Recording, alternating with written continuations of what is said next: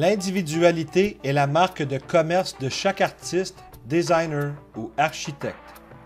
Chacun souhaite apprécier l'unicité de sa propre création, une qualité qui la différencie de toutes les autres créations.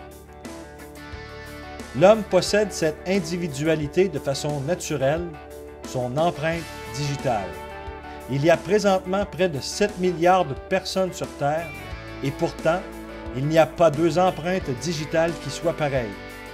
Tout ce que nous touchons ou entrons en contact avec laisse une image imprégnée qui dévoile à tous ceux qui la voient l'identité de la personne qui se trouvait à cet endroit.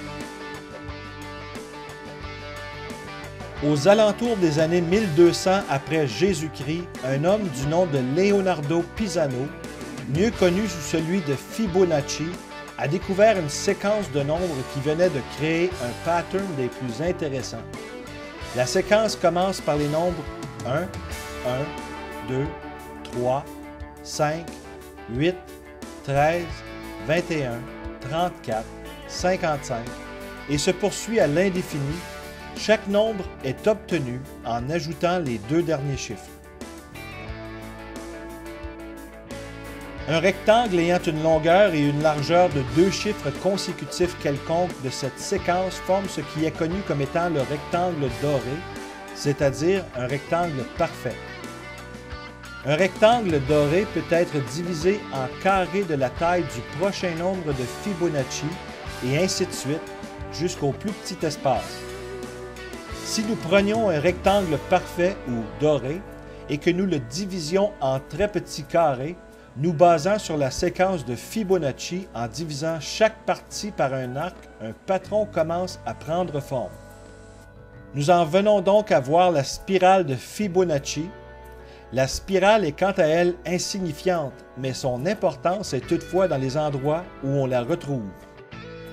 Prenez par exemple le tournesol, l'arrangement de ses fleurons forme une spirale parfaite de 55, 34 et 21, qui est la séquence de Fibonacci. Les petits fruits des ananas créent la même spirale basée sur la séquence et la même chose se produit pour les cônes du pin.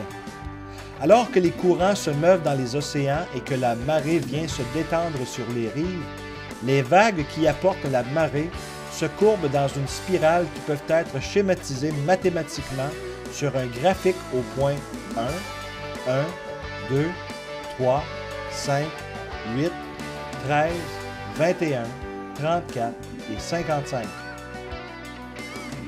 Les bourgeons des arbres, l'étoile de mer, les pétales des fleurs et spécialement la coquille du Nautilus sont formés par ce plan parfait.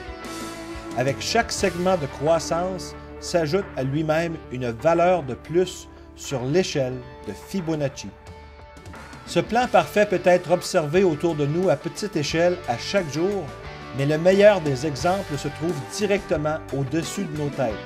Avec une moyenne de 100 000 années-lumière de largeur, même les spirales des galaxies au-dessus de nous sont formées avec le même design exact que la petite coquille. Cette séquence, ou blueprint, apparaît être la marque de commerce d'un designer, la preuve d'un créateur, quelque chose laissé derrière indiquant celui qui est là, une empreinte digitale.